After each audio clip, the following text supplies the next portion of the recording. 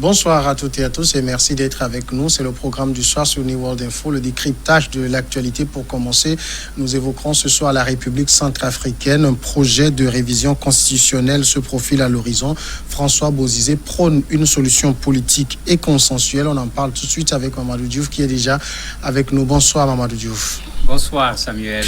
Je le disais, un projet de loi a été déposé au Parlement pour modifier la constitution de la République centrafricaine et permettre le maintien du président et des députés en cas de report des élections. François Bozizé, l'ancien président, estime que c'est un projet inopportun qui viole les dispositions de la constitution centrafricaine. Mamadou Diouf, alors c'est quoi ce projet de modification de la constitution? Est-ce que il est lié à la situation actuelle, la situation sanitaire?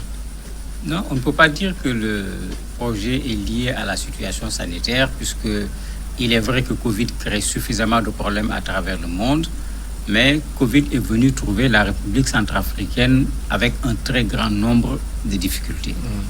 Et il est vrai qu'avec Covid de plus en plus, si le nombre de cas se multiplie, organiser une élection va être un problème. Mais est-ce que derrière Covid, il ne se cache pas également une ambition politique de pouvoir prolonger aussi bien le mandat du président de la République que celui des députés? On peut également se poser de façon légitime cette question. Donc, à mon avis, il y a plusieurs choses à régler, dont Covid-19. Ce n'est pas seulement l'urgence sanitaire qui va être la raison de cette révision constitutionnelle. Alors justement, pourquoi la Centrafrique envisage aujourd'hui une révision constitutionnelle? En fait, la Centrafrique, si on dit la vérité, elle est dans l'impasse depuis 2 mandats. On avait pensé qu'avec la dame, on aurait vraiment pu régler un certain nombre de questions, parmi lesquelles cette question de la violence, les groupes armés, la MINUSCA aurait même quitté le pays si les problèmes avaient été résolus. Malgré ces efforts, les problèmes n'ont pas été résolus. On a pensé que les accords de Khartoum allaient être une solution. Il faut reconnaître qu'il y a quand même une accalmie, mais le problème n'est pas totalement réglé parce que parfois, même les groupes armés s'affrontent entre eux. Le troisième élément, on n'a pas, en Centrafrique, on ne sent pas une véritable opposition en face du président Touadéra, de sorte que quand Bozizé est arrivé, les gens se demandaient est-ce que même il ne sera pas arrêté parce qu'il y avait un mandat d'arrêt contre lui. Et quand il est arrivé, il a montré que sa popularité était encore toujours là au niveau des populations. On s'est demandé si on ne va pas l'arrêter pour l'empêcher d'être candidat, bien qu'il n'est pas clair lui aussi sur la question jusqu'à présent. Et tous ces éléments font que certainement le pouvoir centrafricain n'a pas du tout envie d'organiser des élections dans ces conditions. Normalement, dans les prochaines élections, les groupes armés qui ont signé les accords, parce que c'était un des éléments des accords, ces gens doivent se constituer en des structures politiques pour venir compétir par rapport au pouvoir, puisque le principe est qu'il ne faut plus utiliser les armes. Mais est-ce que ces gens-là sont prêts pour devenir des partis politiques et se mettre dans une situation où la conquête du pouvoir se fait de façon démocratique? Donc il y a autant d'éléments qui font que, malheureusement, il faut le dire, la Centrafrique n'est pas prête pour pouvoir aller vers les élections souhaitées. Alors, ça veut dire clairement, on envisage que les élections n'aient pas lieu à date? Oui, on envisage de reporter. Et pourquoi ne pas faire du Covid un alibi pour pouvoir décaler les élections? Mais ça ne sera pas une solution parce qu'il faut régler le problème qui est posé. Vous avez un problème au niveau de la Seleka qui pendant un temps était un groupe qui connaît aujourd'hui des divisions. Vous avez d'autres divisions dans les groupes armés. Vous avez des gens qui ne sont pas contents parce que la CVJRR, puisque c'est comme ça qu'ils appellent leur commission de réconciliation, vérité, justice, etc. Cette commission devrait faire des enquêtes sur tous les crimes de la Centrafrique depuis les indépendances jusqu'à aujourd'hui, puisqu'ils ont pris un peu le système de la Tunisie. Mais rien de concret n'est fait jusqu'à présent. D'ailleurs, même quand le président Bozizé est interpellé en lui disant, bon, est-ce qu'il ne risque pas lui-même de répondre devant la justice, il dit qu'il n'a rien à se reprocher, il a la conscience tranquille, alors que tout le monde sait que la Centrafrique, pendant un temps, c'était des coups d'État. Lui-même, d'ailleurs, Bozizé, on l'oublie souvent, est arrivé pratiquement par un putsch. Il a été chassé du pouvoir 10 ans après. Et tous ces éléments méritent effectivement d'être clarifiés. Et je ne crois pas que même si on reporte les élections, la commission Vérité, Justice, Réconciliation aura le temps de faire le travail qu'il faut, parce qu'en principe, il faudrait régler la situation de ces personnalités pour pouvoir savoir si elles sont aptes à être à nouveau des candidats ou pas pour ce pays-là. Généralement, dans la plupart des pays africains, les constitutions sont très claires sur le sujet. Le président de la République reste en place jusqu'à ce que son successeur élu prenne fonction. Est-ce à dire que la constitution centrafricaine ne règle pas ou ne tranche pas ce sujet-là? Elle ne tranche pas, elle a choisi de ne pas trancher ce sujet. Puisque quand on parle avec Bozizé, c'est ce qu'il dit, puisque lui-même, il l'avait tenté. D'ailleurs, c'est une partie des raisons pour lesquelles il a été chassé du pouvoir. Et lui, quand il le faisait, la Constitution le permettait, il fallait simplement aller passer par le Parlement.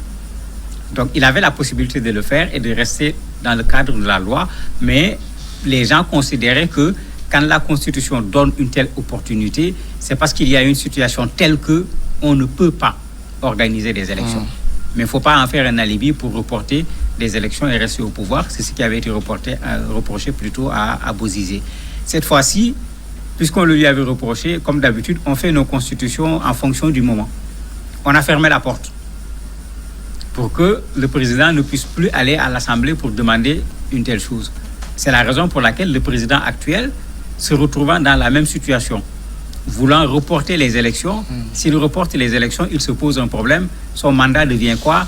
Le mandat des députés devient quoi? Donc il faut réformer la Constitution pour que la Constitution accepte, en cas de report des élections, que le président prolonge son mandat, que les députés également prolongent leur mandat. C'est pourquoi ils sont en train de vouloir travailler à cette révision constitutionnelle. Le général Bozizé n'est pas un novice de la politique centrafricaine. Il comprend très bien la situation dans laquelle se retrouve Touadéra. En parlant de solutions politiques et consensuelles, qu'est-ce qu'il propose? En fait, ce qu'il propose, c'est que le président n'y aille pas tout seul. Certainement, il tire les leçons de ce que lui-même il a vécu. Il propose que le président de la République prenne contact avec toutes les forces vives de la nation, puisque c'est l'expression qu'il utilise, pour qu'ensemble, après une concertation, que les gens décident du report des élections et bien sûr des conséquences que le report des élections va entraîner pour la Centrafrique, particulièrement en ce qui concerne le président de la République et les députés qui sont au niveau de l'Assemblée nationale. Donc lui, c'est ça qu'il appelle une solution politique, une solution consensuelle. Pour lui, c'est dans ce sens-là qu'il faut aller aujourd'hui pour réviser plutôt la constitution de la Centrafrique. Alors, de toute façon, la situation de la Centrafrique aujourd'hui est assez complexe. Au moins 80% du territoire échappe au gouvernement central.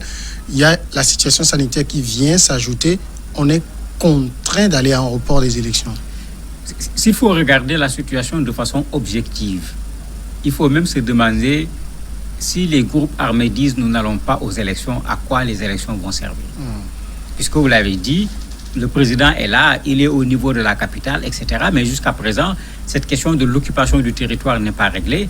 Une bonne partie du territoire est occupée par les groupes armés, et pas un seul, par plusieurs groupes armés. Chacun a son territoire, en quelque sorte, au niveau de la Centrafrique. Et au moment des élections, chacun pourra avoir tendance à faire la loi au niveau du territoire dans lequel il se trouve, comme on l'a déjà vu d'ailleurs lors des élections précédentes. C'est la raison pour laquelle, quand on veut réviser la Constitution, certainement le président se rend compte que les conditions ne sont pas réunies, parce que les accords de Khartoum n'avaient pas seulement pour but de mettre fin au combat. Il fallait mettre un gouvernement dans lequel on devait intégrer certes une partie des groupes armés, ce qui a été fait, mais il y a un certain autre nombre d'éléments qui ne sont pas réglés. La réinsertion, par exemple, le désarmement des groupes armés, il y a tout un ensemble de choses qui devaient avoir lieu avant que ces élections aient lieu, mais toutes ces choses n'ont pas pu être faites jusqu'à présent. Il s'y ajoute bien sûr cette question de la pandémie avec Covid-19. Dans quelles conditions sera la République centrafricaine au moment des élections? Est-ce qu'en ce moment, les conditions seront réunies pour faire des élections avec cette pandémie? Il y a autant d'interrogations qui sont là. Et puisque la politique, c'est prévoir, le président est dans son droit quand il se met à dire, mais attendez, il vaut mieux anticiper que de nous retrouver dans une sorte d'imbroglio sur le plan juridique, ou après, même quand vous parlez de report, on va discuter en même temps, est-ce que le président est le président parce que son mandat est terminé? Il est bon qu'il anticipe, et je crois que la proposition de Bozizé est pertinente. discuter avec les gens, trouver un consensus. Cela permet de reporter tranquillement les élections, mais certainement, dans ces discussions, relever un certain nombre de questions liées aux accords de Khartoum qui, jusqu'à présent, n'ont pas été réglés. Est-ce que la position de Bozizé, elle est simplement celle du général Bozizé ou bien de la coalition d'opposition à laquelle il fait partie désormais? C'est sa position à lui, puisque ici, c'est Bozizé en personne qui a été interpellé, et en parlant, il a parlé en son nom. Bien sûr, étant dans une coalition, il n'a pas voulu faire cavalier seul, puisqu'en parlant, on lui a même posé la question, mais vous êtes dans le camp de l'opposition, pourtant vous revendiquez une certaine proximité avec le président de la République. Est-ce qu'il n'y a pas une contradiction? Il dit non, le président, ce n'est pas une affaire de politique qui les lie, c'est quelqu'un qu'il connaît depuis fort longtemps. Donc effectivement, ils sont régulièrement en communication, mais lui, il est dans une coalition. On lui a même posé la question pour tester la coalition. Est-ce que la coalition est prête à avoir un candidat unique? Puisque c'est ce qu'on fait souvent avec l'opposition. Il a préféré ne rien dire. On lui a dit, est-ce que ce sera lui? Il a dit, bon, pour le moment, les instances de son parti n'ont rien dit. La coalition n'a pas encore décidé. Donc, très certainement, il y a le Bozizé qui est là en tant que général, en tant qu'ancien président. Mais il y a le Bozizé qui est revenu à Centrafrique pour reprendre le devant des choses et qui est en train de mettre en place sa stratégie. Qu'est devenu Michel Djotodia? Djotodia, finalement, personne n'y comprend plus rien. Il est revenu, j'allais dire même de façon triomphante. Si on compare son retour avec le retour de Bozizé, qui s'est plutôt caché pour rentrer, qui est resté, on discutait, il est là ou pas. Lui, il est arrivé, il a été rapidement reçu par le président de la République. C'est lui qu'on s'attendait qu'il reste sur place. Mais curieusement, c'est lui qui est reparti très rapidement. Et depuis lors, on ne l'entend plus clairement par rapport à cette situation de la Centrafrique. Et la coalition qu'il dirigeait, Seleka, est une coalition qui de plus en plus est en train de se subdiviser avec des groupes qui naissent encore à l'intérieur et qui ont tendance à prendre leur autonomie par rapport au Seleka. Mamadou Diouf, merci d'avoir répondu à nos questions. C'est moi qui vous remercie. Nous allons marquer maintenant la pause et juste après, on va passer à l'invité de ce jour.